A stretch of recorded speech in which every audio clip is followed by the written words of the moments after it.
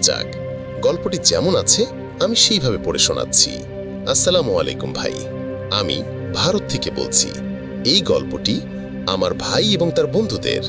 এই গল্পটি আসামের, যা ভারতের এমন একটি এলাকা যেখানে প্রায়শই অনেক বৃষ্টি হয় এবং এটি একটি পাহাড়ি এলাকা।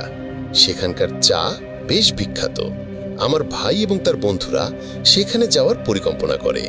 আসামে একটি জায়গা আছে যাকে বাঁশের জঙ্গল বলা হয়।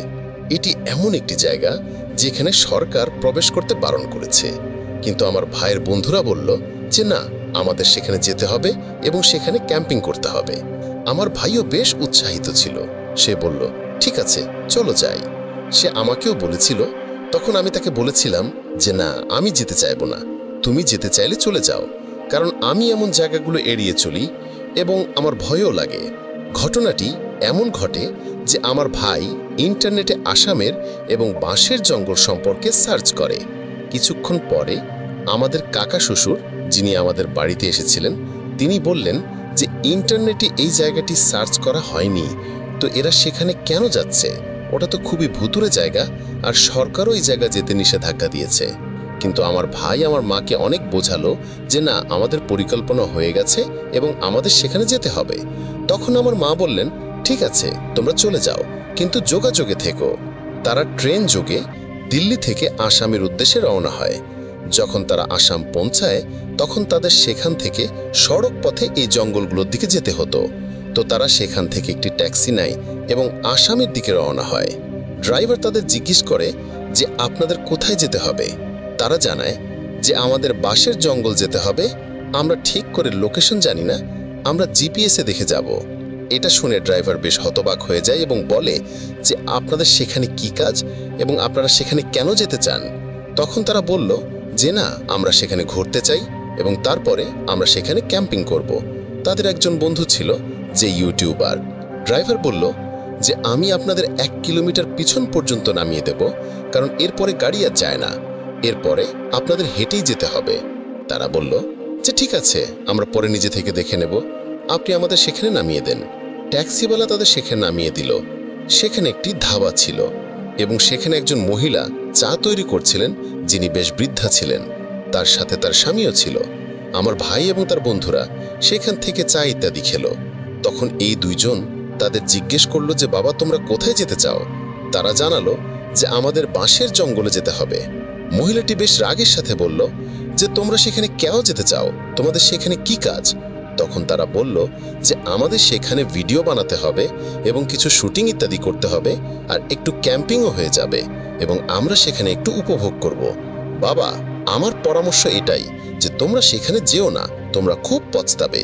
কিন্তু তারা বলল যে না, আমাদের 2 দিনের প্ল্যান আছে এবং 2 দিন পরে আমরা ফিরে আসব। তারা কারো কথা না শুনেই সেখান থেকে এগিয়ে গেল। সেখানে বোর্ড ইত্যাদি লাগানো ছিল যেখান থেকে বাঁশের জঙ্গল শুরু হয় এবং অনেক বেশি সতর্কতাও ছিল যে এখানে যাওয়া বারণ, কিন্তু তারা তবুও থামে না। যাই হোক, যখন তারা জঙ্গলে পৌঁছালো তখন সেই জঙ্গলটি ছিল বেশ ঘন। নিঃসন্দেহে এটি সুন্দরও ছিল। তখন হালকা হালকা বৃষ্টি হচ্ছিল। তারা জঙ্গলের ভিতরে ক্যাম্পিংয়ের জন্য জায়গা খুঁজতে শুরু করলো এবং ভিতরে আরও এগিয়ে একটি জায়গা পেল যেখানে তারা তাদের তাঁবু ইত্যাদি লাগালো। দিন ছিল, তাই তারা কিছুটা সেলফি ইত্যাদি তুলে নিল, বসে গল্প করলো। সন্ধে হতে হতে সেখানে তাড়াতাড়ি অন্ধকার নেমে আসলো, কারণ সেখানে মেঘও ছিল, বৃষ্টিও হচ্ছিল এবং সেই জঙ্গলও বেশ ঘন ছিল। তারা আগুন ইত্যাদি জ্বালালো যাতে কাঠ ভিজে না যায় এবং নিজেদের খাবার তৈরি করতে শুরু করলো। তারা তাদের সাথে এমন খাবার নিয়ে গিয়েছিল যা তাড়াতাড়ি তৈরি করা যায়। তাদের কাছে ম্যাগি স্যুপের প্যাকেট ছিল ওদের কাছে। যাই হোক, তারা নিজেদের খাবার ইত্যাদি খেলো এবং তারপরে তারা নিজেদের বিছানা ইত্যাদি লাগালো এবং শুয়ে গল্প করতে লাগলো। ততক্ষণে রাতও হয়ে গিয়েছিল। যখন তারা সময় দেখে তখন রাত প্রায় 1টা-1:30 বাজে। তারা বলল যে চলো তাড়াতাড়ি ঘুমিয়ে পড়ি, যাতে সকালে তাড়াতাড়ি উঠতে পারি, কারণ আজ তারা বেশ ক্লান্ত হয়ে গিয়েছিল। বৃষ্টির কারণে সেখানে হালকা হালকা ঠান্ডা হয়ে গিয়েছিল। এরপর তাদের এক বন্ধুর বাথরুমে যেতে হয়। সে আমার ভাইকে বলল যে ইয়ার, আমাকে বাথরুমে যেতে হবে, তুই আমার সাথে চল। তখন সে বলল যে ইয়ার, আমি ক্লান্ত, তুই ভিকিকে সাথে নিয়ে যা। তখন সে ভিকিকে সাথে নিয়ে বাইরে চলে গেল সে আগে আগে চলছিল আর ভিকি তার পিছনে পিছনে ছিল। সে একটু এগিয়ে গিয়ে ভিকিকে বলল যে, তুই এখানে দাঁড়া, আমি বাথরুম থেকে ফ্রি হয়ে আসছি। মাত্র 4 মিনিটও কাটেনি যে কবিরের চিৎকার করার আওয়াজ আসে। তখন ভিকি দৌড়ে সেই দিকে যায় যেখান থেকে কবিরের আওয়াজ এসেছিল, কিন্তু কবিরকে সে কোথাও দেখতে পায় না এবং সে তাকে খুঁজতে শুরু করে। সে তাকে আওয়াজ দেয় যে, কবির, তুমি কোথায়? কিছুক্ষণ পরে কবিরকে সে একটি গাছের পাশে বসে কাঁদতে দেখতে পায়। তখন ভিকি তাকে জিজ্ঞেস করে যে, কি হয়েছে? তখন কবির তাকে বলে যে, বাস, তাড়াতাড়ি চলো এখান থেকে। তার অবস্থা বেশ খারাপ ছিল। তখন ভিকি তাকে বলে যে, হয়তো তুই অন্ধকারে ঘাবড়ে গেছিস, তুই চল আমার সাথে।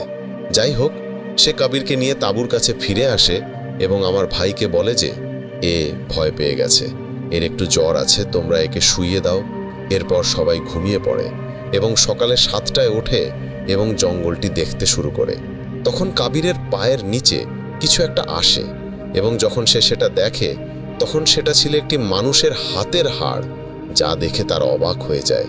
আর একটু এগিয়ে যেতেই তাদের অন্য বন্ধুকে একটি মানুষের মাথার খুলি চোখে পড়ে। আমার ভাই এই জিনিসগুলো দেখে ভয় পায় না। সে বলে যে, ঘাবড়াও না, হতে পারে কেউ এখানে এসেছিল এবং কোনো জন্তু তাকে খেয়ে ফেলেছে। তারা জঙ্গলে ঘুরছিল যে একটু এগিয়ে যেতেই তাদের সেখানে একটি হ্রদের মতো চোখে পড়ে, যেখানে একজন বৃদ্ধ লোক বসেছিল। তো তাকে দেখে তারা খুশি হয়ে যায় যে, চলো, এখানে কোনো মানুষ তো দেখা গেল। তখন তারা তাকে জিজ্ঞেস করে যে, বাবা, আপনি এখানে কি করছেন? তখন সে বলল যে, বেটা, আমি অনেক বছর ধরে এখানে থাকি আর এই পাশেই আমার ঘর আছে। চলো, আমি তোমাদের আমার বাড়ি নিয়ে যাই, তোমরা সেখানে এসে চা পান করো। তখন আমার ভাই তাকে এড়িয়ে যায় যে, না না, আমরা এখন আসতে পারবো না, আপনি বলে দিন যে আপনার বাড়ি কোন দিকে আছে। তখন সেখান থেকে দূরে একটি কুঁড়ে ঘর ছিল। সে জানায় যে ওইটা আমার ঘর। তখন আমার ভাই বলে যে, আমরা পরে কোনো এক সময় আসব। সে তার বন্ধুদের ইশারা করে যে, না না না, যেতে হবে না। তখন লোকটি সেখান থেকে চলে যায় এবং আমার ভাই তাকে দেখতে থাকে। যখন তারা ক্যাম্পের দিকে ফিরে আসছিল তখন তাদের জোরে হাসার আওয়াজ আসে এবং যখন তারা পিছন ফিরে দেখে তখন সেই বৃদ্ধ বাবাটির উচ্চতা বেশ লম্বা হয়ে যায়। তখন তারা সেখান থেকে দৌড়াতে শুরু করে। যেহেতু সমীরের পায়ে আঘাত লেগেছিল তাই সে সেখান থেকে দৌড়াতে পারছিল না। আমার ভাই বলে যে, বাসিয়ার, বেরিয়ে এসো এখান থেকে, এমন না হয় যে আমরা কোনো বিপদে পড়ে যাই। তখন তারা তাড়াতাড়ি ক্যাম্পের জিনিসপত্র ইত্যাদি প্যাক করার জন্য ক্যাম্পের দিকে আসে। যেহেতু তারা জঙ্গলের বেশ ভেতরে চলে এসেছিল তাই তাদের সেখান থেকে বের হতেও আধ ঘন্টা লাগার কথা ছিল। তো যখন তারা দৌড়াচ্ছিল তখন সমীর বেশ পিছনে পড়ে যায় এবং তারপরে সমীরের আওয়াজ আসে, আমাকে বাঁচাও। আর যখন তারা ফিরে তাকায় তখন সেখানে সমীর ছিল না। আর তাকে দেখার জন্য তারা আবার দৌড়ায়। তারা ভাবতে থাকে যে সমীর কোথায় গেল। তখন এই কুঁড়ে ঘরে তাদের সমীরের আওয়াজ আসে যে, আমাকে বাঁচাও। তখন তারা এই কুঁড়ে ঘরের দিকে দৌড়ায়, গিয়ে দেখে যে এর বাইরে তালা লাগানো ছিল। তখন সেখানে একটি জানালার মতো লাগানো ছিল যেখান দিয়ে তারা ভেতরে উঁকি দিয়ে দেখে। তখন সেখানে সমীর বসেছিল। তখন ভিক্কি সেখান থেকে তাকে আওয়াজ দেয় যে, সমীর, বেরিয়ে এসো এখান থেকে। সে কোনো জবাব দেয় না, শুধু চুপচাপ বসে থাকে এবং তাকে দেখে একটা অদ্ভুত হাসি দেয়। এবং তারপরে সমীর হঠাৎ সেই জায়গা থেকেই বাইরে আসে এবং এই তিনজনের উপর হামলা করে দেয় এবং তাদের মারতে শুরু করে। আর এমন লাগছিল যেন সে নিজের নিয়ন্ত্রণে নেই। যাই হোক, ভিক্কি তাকে সামলায় এবং কোনো মতে সে তার হাত বেঁধে দেয়। তার মনে হয় যে সে আবিষ্ট হয়েছে। আর তারপরে তারা তাকে তুলে নিয়ে দৌড়ায় এবং জিনিসপত্র ইত্যাদি প্যাক করতে শুরু করে। তারা সমীরকে ছেড়ে আসতে পারছিল না, কারণ সে তাদের খুড়তুতো ভাইও। তারা সেখান থেকে অনেক দৌড়ায় এবং দৌড়াতে দৌড়াতে রাস্তায় পৌঁছায়। এতক্ষণে সন্ধ্যার সময় হয়ে যেত আর তারা জানতো যে এখান থেকে তাদের কোনো গাড়ি মিলবে না। তারা বেশ ক্লান্ত হয়ে পড়েছিল এবং ভাবতে থাকে যে আমরা সমীরকে কিভাবে নিয়ে যাব। যাই হোক, তারা কোনো মতে সমীরকে নিজেদের সাথে রাখে এবং এগিয়ে চলে। তারা 3 থেকে 4 কিলোমিটার পথ অতিক্রম করে ফেলেছিল এবং রাস্তার এক জায়গায় বসে পড়ে। আর এই রাস্তার কিনারে তাদের সেই ছাগলের বাচ্চাটি চোখে পড়ে। যখন আমার ভাইয়ের বন্ধু পিছন ফিরে দেখে, তখন সে জানায় যে যখন পরেরটি ছাগলের মতো। যাই হোক, কোনো মতে তারা সেই 4 কিলোমিটারের এলাকা অতিক্রম করে এবং সেই স্টপ পর্যন্ত পৌঁছায় যেখান থেকে তাদের ট্যাক্সি পাওয়ার কথা ছিল। কিন্তু সেখানে কোনো ট্যাক্সি ছিল না, আর হালকা হালকা বৃষ্টিও শুরু হয়ে গিয়েছিল। আর তারপরে রাতের সময় তাদের একটি ট্যাক্সি পাওয়া যায় যেখানে ইতিমধ্যেই কিছু যাত্রী ছিল।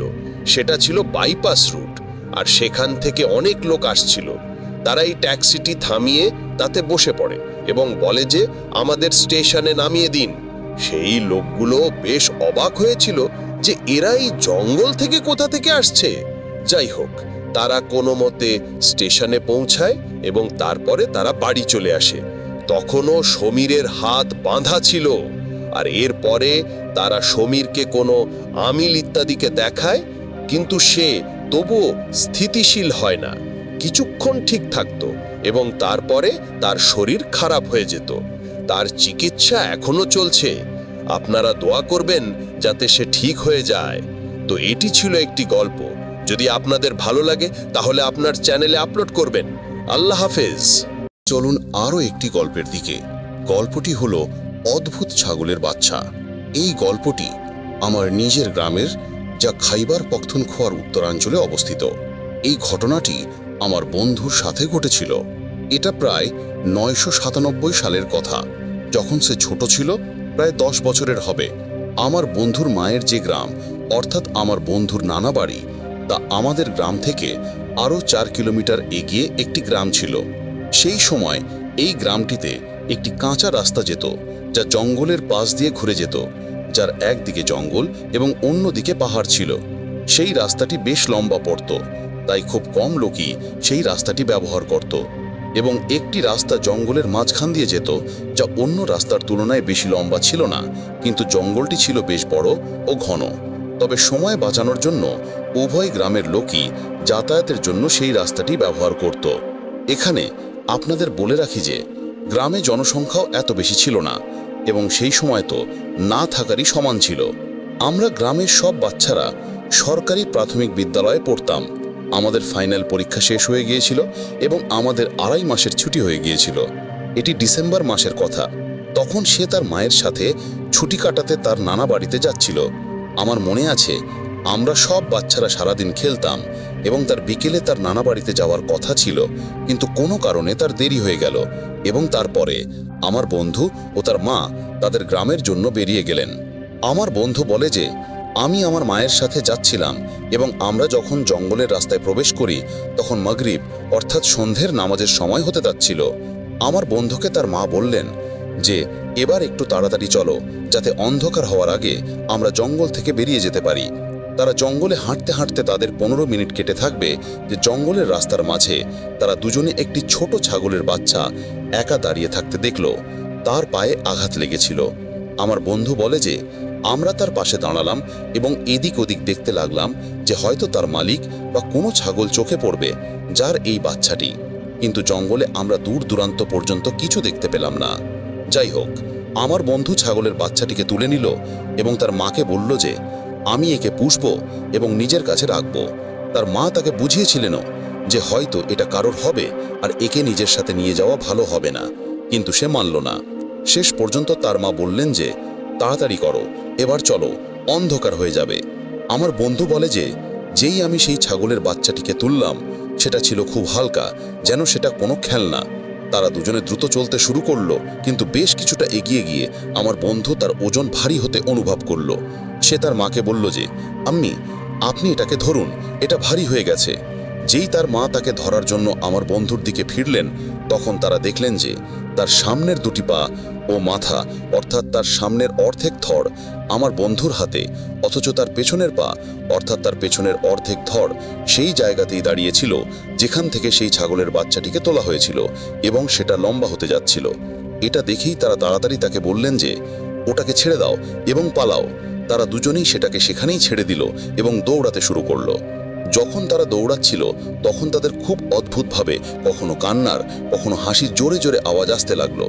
অর্থাৎ সেটা কোনো ছাগলের বাচ্চা ছিল না, সেটা ছিল একটি ডাইনি বা চুড়োয়েল, যে ছাগলের বাচ্চার রূপে তাদের ক্ষতি করার জন্য দাঁড়িয়েছিল। কিন্তু আল্লাহ তাদের বাঁচিয়ে দিলেন। যখন তারা জঙ্গল থেকে একটু এগিয়ে গেল তখন তার কিছুটা সামনে গ্রামের মসজিদ ছিল, যেখান থেকে গ্রামের কিছু বৃদ্ধ লোক বাইরে আসছিলেন। সন্ধ্যের অন্ধকার বাড়তে যাচ্ছিল। তারা দুজনেই মসজিদের কাছে এসে থামল এবং গ্রামের লোকজনকে পুরো ঘটনাটি ভয়ে ভয়ে শোনালো। গ্রামের লোকেরা একে অপরকে জানত এবং লোকেরা তাদের নিরাপত্তার সাথে তাদের নানা বাড়িতে পৌঁছে দিল এবং অনেকক্ষণ পর্যন্ত তাদের নানা বাড়ির বাইরের বৈঠকখানায় বসে রইল।